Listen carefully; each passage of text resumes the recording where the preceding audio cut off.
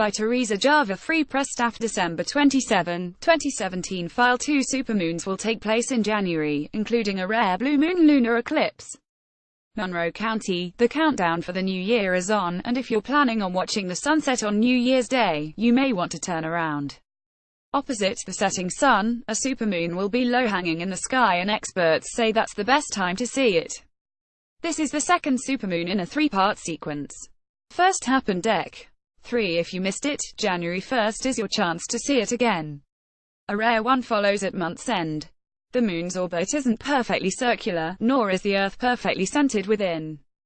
Instead, the moon travels in an ellipse that brings it closer to and farther from the Earth.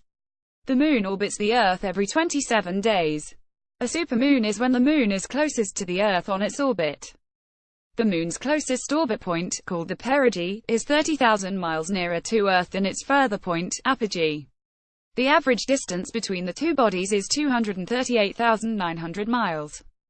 Sometimes the moon is a little closer and sometimes it's a little farther away. This happens every few years. It's not highly unusual. The thing about this supermoon is that the three events are so close together, said James Webb, Ph.D., physics professor at Florida International University in Miami. I don't know when the next time this will occur, but probably a while.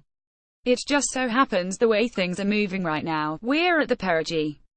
Webb said. On January 1st, the moon will rise out of the east and be straight overhead at midnight, as all moons are. When it's a moon, the sun and the moon are always at 180 degrees apart, according to FIU physics professor Caroline Simpson, Ph.D. According to NASA, the moon will appear 14% bigger and 30% brighter, but experts' opinions vary on this. There is nothing super about the supermoon, Simpson said. It's nominally larger than other times. It's nice that it gets people thinking about it, though, and they tend to come in triples. Webb estimates the supermoon to be about 18% closer to Earth, not a huge amount. He said that people perceive it as much bigger, especially when it's on the horizon, or just rising. The supermoon will be up all night long. As the sun sets, the moon will be on the horizon, and that is the best time to see it because it's an optical illusion. Webb said. The moon appears bigger on the horizon since, visually, there are objects to compare it to. For the grand finale in the Moon Trilogy, mark your calendars for Jan. 31, when the sun, moon and Earth will be perfectly aligned. It will be a super blue moon eclipse, but you have to get up early to see it. A blue moon isn't actually blue.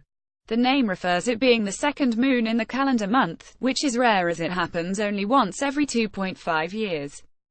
This blue moon will be a supermoon, which, as it enters the Earth's shadow, will appear red from light reflecting off Earth since red has the longest wavelengths. It's going to be a moon bonanza, Webb said. Webb added that he'd like to dispel the myth that the gravitational pull of the moon affects human behavior. It just gives us a nice show, he said. Simpson agrees this is a rare celestial event, a super blue lunar eclipse. Unfortunately, we'll have only a brief glimpse.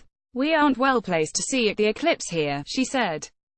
The moon is going to start entering the moon's umbra, or darkest shadow, around 6:45 a.m.